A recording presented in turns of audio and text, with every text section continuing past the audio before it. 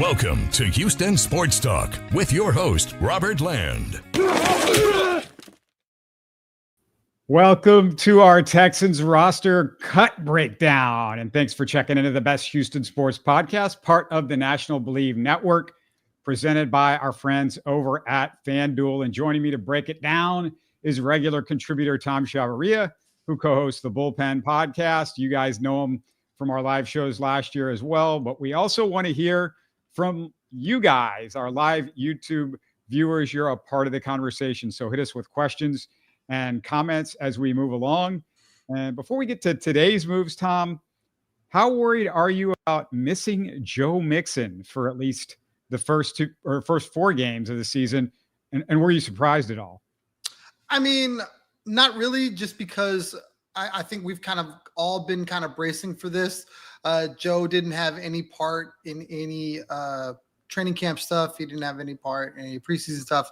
So to assume that he would just show up week one ready to go, it was going to be a long shot. I think that the Texans brass did a really good job of preparing for this. They went out and signed a running back. I think, they drafted one, so they had lots of guys to choose from. And I think of all the stuff we're going to get into, I'm least concerned about the running back position. To make it easy, let's just break down the roster moves position by position. We're going to start with the running backs without Joe Mixon. They kept 5: Chubb, Woody Marks, Ogunbowale, Damian Pierce, and I'm super excited about the last one, Tom, British Brooks. I'm all in on Brooks. Love this guy, and I thought he had no chance the way people talked up fullback Jakob Johnson, but Johnson did make it, and British Brooks did. What do you think about that?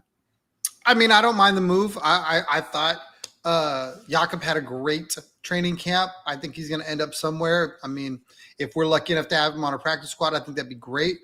But British Brooks made the team last year, and a lot of people were shocked last year that he made the 53-man. And if it wasn't for injury, who knows what his role would have been, how he would have worked out. I think that he's a guy that can do a little bit of everything, right? I Bleav he'll play some special teams as well. The versatility thing with the Texans is so big. Guys aren't superstars that got to be able to do multiple things. He definitely fits that mold. So I like British Brooks. I'm rooting for him. Were you surprised we didn't see him playing at least a little fullback in the preseason, considering they decided to keep him over Johnson?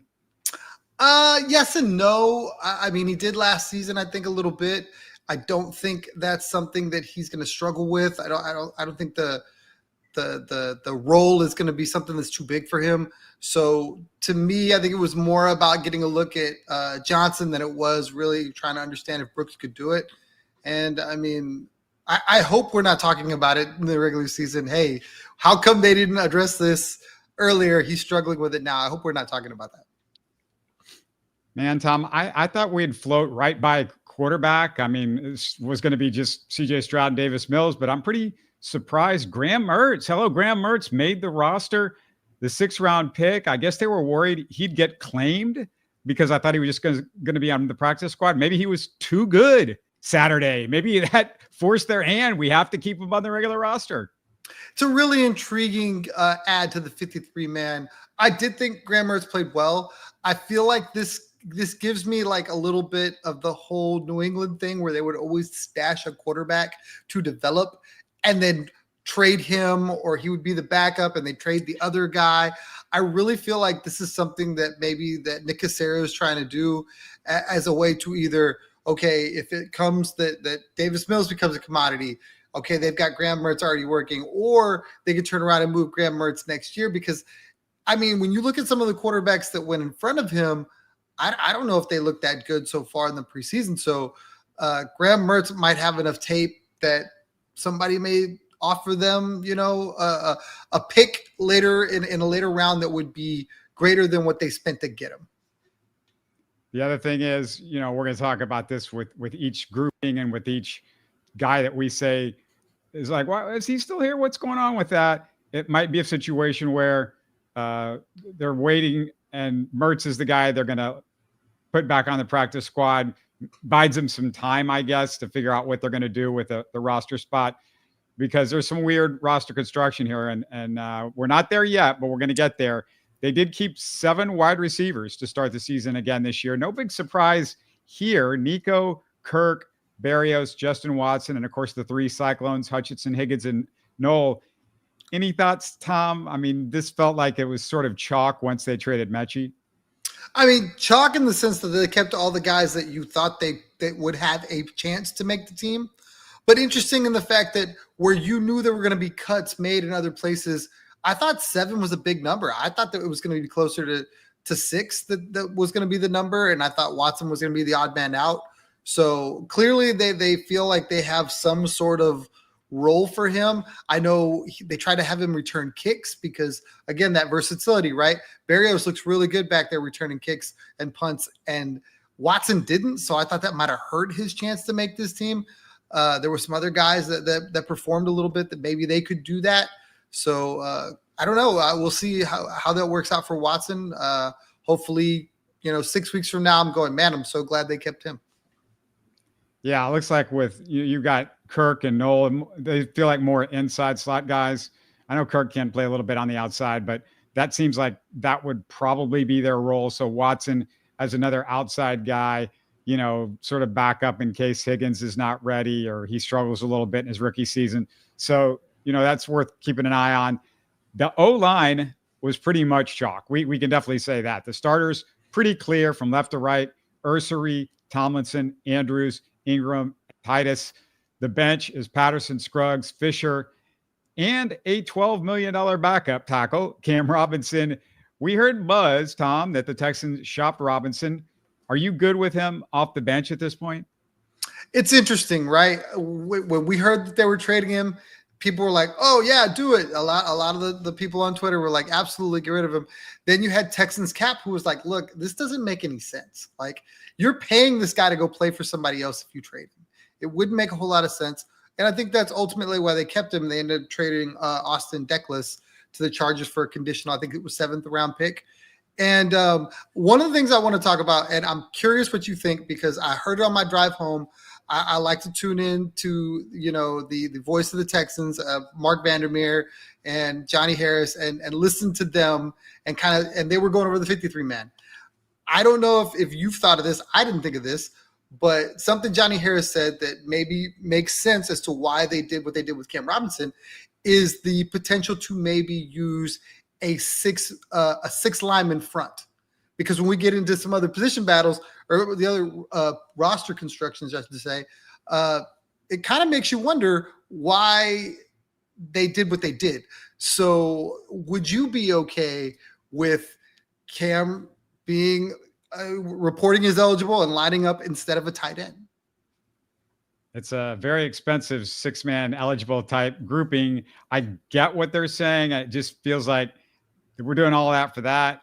The Cam Robinson in a deal, I like having him as insurance. There was somebody said, I heard somebody say, well, he's not really a swing tackle because he doesn't play left and right. He hasn't ever played right tackle, but he doesn't have to be a swing tackle in that sense. He's a guy that, because Ursary can play both. If Ursary goes down, obviously Cam jumps in at left tackle. If Titus goes down, Ursary moves over to right tackle, and he's the replacement. And I just like having that veteran. I would feel better about trading him if it wasn't for Blake Fisher. That's the problem. Blake is just, he's so not impressed me. And you mentioned the Deculus deal. They get a 7th round pick, something for Austin Deculus. And I was like, wow, I mean, that's nice work by Caserio if that pick follows through. And it feels like maybe he earned something after that touchdown block for Woody Marks on Saturday. Maybe that was the key thing for us getting something for Austin Deculus, because he was somebody that was like out of sight, out of mind pretty much for me. And I thought most Texans fans.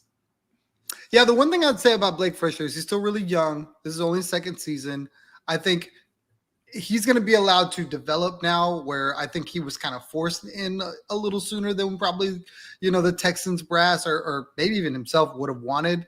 So hopefully he doesn't see the field and he's allowed to sit back and learn and then maybe, somebody gets injured and he performs better. Yeah, I don't mind having Blake around. I just kind of scared of having him as the only tackle backup, especially when it seems like the Texans get a lot of injuries on the offensive line in recent years. All right, let's get to the tight end group, because you were speaking sort of to that idea of, what are they doing here? The tight end room, super thin at the moment. Irv Smith goes on the injured list, and Harrison Bryant gets released. That was the value in the Mechie trade. Thoughts that maybe he could come back. We'll get to that. Luke Lachey out, but he's probably on the practice squad. So it's Schultz and Stover for now. Still plenty of time before we start the season. This is a big talking point from anybody that's followed roster cuts. And, when you're 10, 11 days before the first game, feels like Bryant might be back if they clear up a roster spot, connecting it to what we were talking about earlier, Tom. Remember, this is an OC who's a tight end coach. I can't imagine an OC who's a tight end coach wanting 2 tight ends on the whole roster.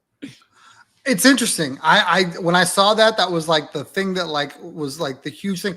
One, I really thought Harrison Bryant was a great pickup. I really thought that he would have a role on this team. And I don't know that he makes it back to the Texans. You're talking about maybe they could open up a spot and he could end up back on the Texans. I think another team will probably poach him. I think he's probably good enough to, earn a roster spot that way. That's just me. I really don't understand, the purpose of not protecting him, like putting him on the 53 in favor of, say, the quarterback, Graham Mertz. But you speak to the, offensive coordinator basically being a tight end guy, and maybe he knows more than we do. And maybe Irv Smith isn't long for the injury stuff. Maybe there is a role somewhere, another tight end they're looking at, and then, we're going to bring that guy in. I don't know. Yeah, there's a name or two out there.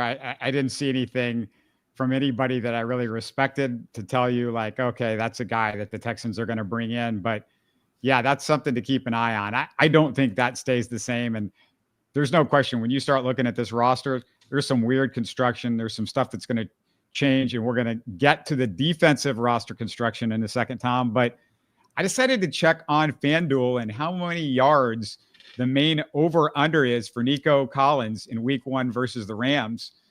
It's pretty even at 80 yards. 80 yards is the number. That feels right unless he breaks a big one. At that point, it's obviously going to be an over, but yeah, that feels about right. Would you take the under on 80 yards or the over? Absolutely not. I'm hammering the over. I really look at the running back situation, the tight end situation, and go, okay, this feels like Nico's going to get a large target share. If you're telling me Nico Collins is going to get the ball thrown at him 10 times, I got to feel he goes over 80 yards. The one thing that makes me question what you just said is you look at what Kaylee's doing so far, and he's liking a lot of the quick passes. Now, quick passes obviously could go to Nico, but Christian Kirk, it feels like, could be a big part of this. It could be one of these deals where he gets 7 for 87 yards himself or something like that. Depends on, of course, how the Rams want to play it. They're used to seeing what Nick Caley's doing because that was what he's kind of going off of a little bit. We know he's incorporating some Patriot stuff. Yeah, I just feel like maybe, Kirk can be a lot more involved. And, if somebody else gets a big play or two, you never know. But, yeah, if you're going to bet, maybe the over is the one to take with Nico, I think, chomping at the bit to get it going again this year. It seems really easy to me. I think when you look at some of the other props and we talk about the running back situation, I don't know what kind of workload, Nick Chubb's going to get. I don't know what the other guys are going to look like behind him, especially if this offense kind of sputters a little bit, because they've been known to do that. I feel like end of the game, third quarter, fourth quarter, Nico's probably going to be the focal point for me. I think the rapport there with CJ is probably really great. I could see them getting to 100 yards day one. Go to FanDuel if you want to maybe make a wager on that one. And before we get to the defensive positions, just a quick reminder, if you're not watching live, tell me what you think in the YouTube comments. Also look for our YouTube shorts if you need a quick break at work. Make a note, of course, that we're 9 p.m. on Texans game days for afternoon games this year. So if you're hanging with friends or at the afternoon games, you can get in a live chat that night. Make sure you're subscribed on YouTube with notifications so you can get updates on the live shows and all our contents. I will have a Rockets guest at some time in the next week or so, potentially by the end of this week. So keep an eye out for that. You also want to subscribe to us on your favorite podcast app for updates. All right, Tom, let's look at the safety room. And I'm happy to see Gardner Johnson was not put on injured reserve. But what really makes you think he's ready? They only kept Petrie, Bullock, and Mr. 9 Lives, MJ Stewart at safety. They love MJ Stewart, Tom, but that was good to see that Gardner Johnson is, going to play week 1. Yeah, I'm cautiously optimistic about that room because it's a lot of youth behind CJ Gardner-Johnson. If you're not talking about MJ, and I don't know that anybody wants to talk about MJ. He's just, no disrespect. The guy has a role and he plays it. I get all that. But you need CJ to play a lot, to me, for that safety room to feel good. I mean, for me, I love Caleb Bullock. I want him to play a lot, but I don't know if that I want him out there all the time.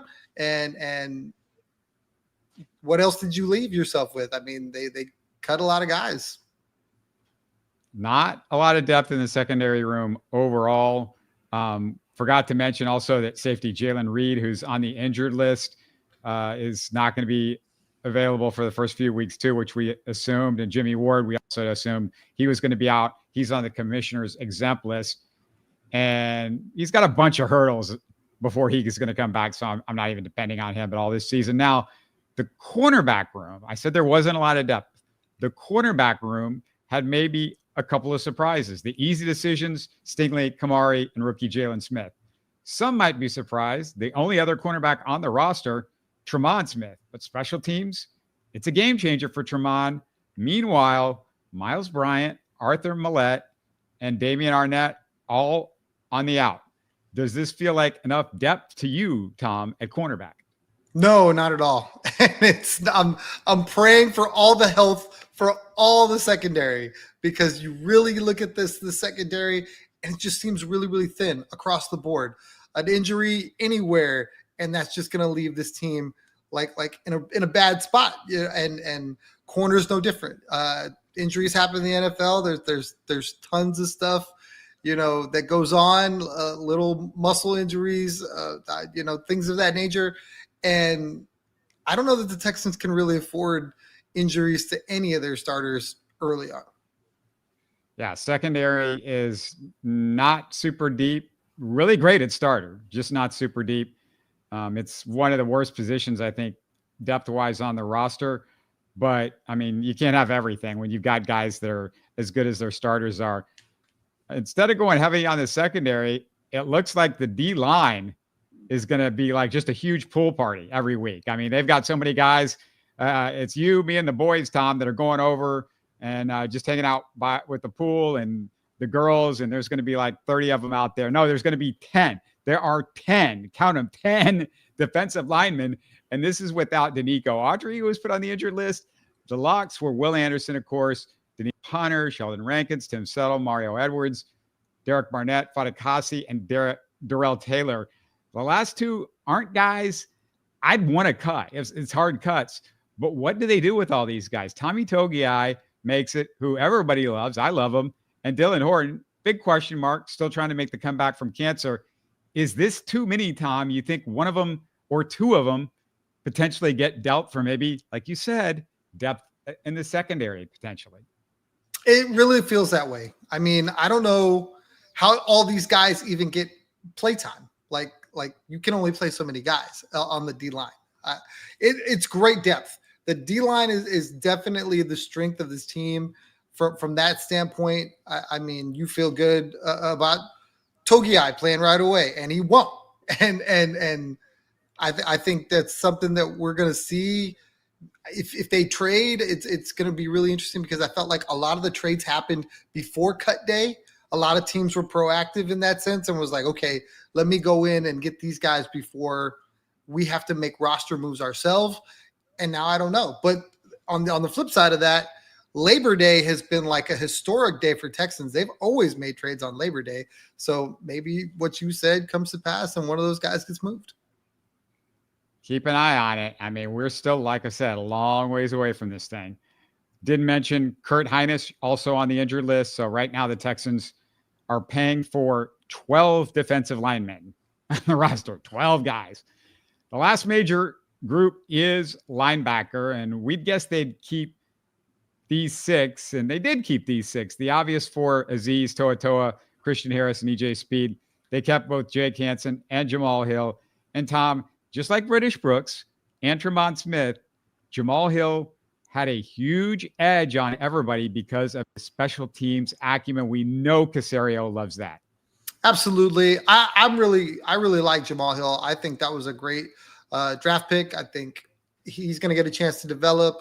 The versatility is always going to be something that's going to keep him on a roster. I hope it pans out. I hope that he gets a chance to play, but I hope that he doesn't get a chance to play because that means that all the guys stayed healthy. But as we've seen in years past, the linebacker room has different, it's a tough position to play. Those guys are going to get nicked up. The depth needs to be there, and I'm glad he made the roster. Jake Hansen's kind of just a guy, but overall, it's one of the better linebacker rooms I've seen in Texans history. I mean, this reminds me a little bit of some of the early Texans teams because they had some good linebackers on those teams with the Jamie Sharpers and such. And, the good linebacking cores that they had in the 2011, 2012 season when they got to the second round under Kubiak. Yeah, it just feels like this is one of the better ones. But one guy the Texans did release who doesn't seem worth mentioning, you think is not worth mentioning, Nick Niemann, but Tom, they gave him, and this, I didn't even think about this. They gave him 2 years in March, and it was guaranteed money, $3 million this year, $1 million next year. I don't know if there's some sort of parachute, small clause, small print thing that maybe I missed. If I have, and you're watching or you're listening, let me know. Maybe I missed something, but I thought that was a little bizarre. It really is, because I've looked at contracts they've given out in the past and said, okay, well, that's a guy that they're not going to move from because they went out and paid him this money. And why would you just want to light that money on fire and release him, cut him, however much later?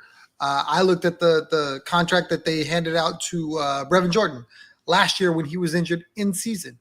It made me feel 100% like Brevin Jordan was going to be on this team the following year. Nick Niemann apparently would have been in that bucket for me too if I knew that he had the contract that he had, but I didn't know until he got cut. So it's really interesting. It's unlike Caserio to make a move like that where he's basically just kind of admitting I screwed up and eating the money. But, also credit to him for saying I'm willing to eat this money because I've got a better player that I need to keep. Yeah, it reminds me of a bad Neiman Marcus purchase, if you know what I mean. If you throw into some Neiman, anybody remembers Neiman Marcus, you're like an old ancient guy like me. The special teams room, Fairbairn, Tommy Townsend, and thank you, football gods. Austin Brinkman should be healthy, and the Caleb Ferguson one preseason game nightmare is over. I don't know if you caught that. It was ugly on Saturday, Tom. It was. Johnny Harris had a great comment on the radio show. He's like, look, the long snapper is kind of like water and electricity. You don't appreciate it till you don't have it. It's great, and you don't appreciate it till you don't have it. And once you don't have it, you're like, oh my God, what am I gonna do? I don't know what to do. And right there, definitely struggles. So John Weeks was such a staple that you didn't realize how good you had it until he was gone. And then you're like, wow, I have to worry about who's going to do this job now. I appreciated him because I just knew that, like, hey, we never mention our snapper unless it's like a fun story in the middle of the season about something that he's talking about or whatever. But it's not, they don't mention the long snapper. He's not a part of, I've noticed, like, hey, we never have to worry about that. That's the 1/3 of the key special teams guys, the specialist. that the Texans never seem to worry about. I mean, if you ask me like what I've been worried about most of the Texan seasons, it comes down to one guy, and it's the kicker. And that's one thing, Tom, we can talk about until we're blue in the face with Ka'imi Fairbairn. Love him overall, but I need a more clutch Ka'imi Fairbairn. Playoffs, Ka'imi Fairbairn's got to be better. Late in game, Ka'imi Fairbairn's got to be better. That's something that's secretly a concern for me going forward.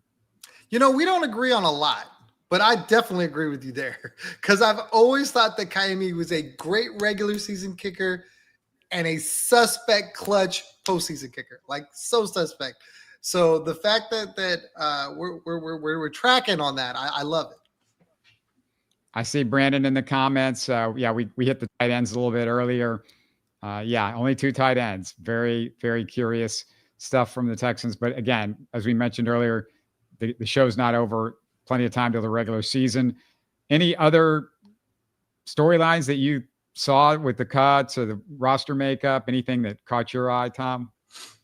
I mean, there was guys that I thought I felt really strongly that were going to make the roster. I thought Millette, I thought he had a chance to make the roster. I was kind of surprised he didn't. I didn't think the cornerback room would be the way it was. I didn't think the tight end room would be the way it was. So, from that aspect, I was kind of surprised to see some of those guys. Trent Brown getting released. I thought that was interesting. I kind of felt like he was always going to make the roster and didn't. The 4 tackles, 3 guards, I don't know, but I guess you have Titus who's like both, so maybe that's how they did that. We talked about injuries on the offensive line, so I figured that would have been heavier than the D line. I'm a big, proponent of building in the trenches, right? I just feel like they built in one trench more than the other. So other than that, I mean, everything else felt kind of good.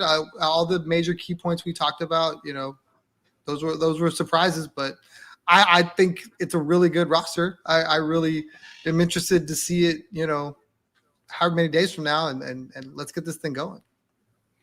Yeah, just Mertz is probably a placeholder. There might be some flip-flopping around with D-line and cornerback safety spots, and how they're going to divvy up those different rooms up. But that's the main takeaway, is just some lopsided stuff. Again, we will have an eye on that going into next week. Let's go back to the Texans running backs for just a second. Our friends at FanDuel have the over-under for Nick Chubb yards in game 1 at 48.5. Texans starting running back, Nick Chubb, 48.5. It's an interesting number, Tom. I would be scared to bet the over, though. I'm just telling you, I don't know how many big carries he's going to get, and it's hard to get to 48.5 with small carries, and I think he's going to be splitting some time with some of the other guys. I totally agree with you. However, so for me, if I love this number, or if I'm kind of worried about this number, then I have to love the Nico Collins number. And that kind of helped me with my decision. Because if Vegas, who always makes money on this crap, which I don't know how they do it, but they do it, is saying that Nick Chubb is a 50-yard guy, right? Somewhere in there. Well, then where's the offense going to come from? I'm not expecting the other chunk of that from, say, Dameon Pierce. So if they're not getting a good running game, they're going to have to do it through the air. Yeah, it's interesting.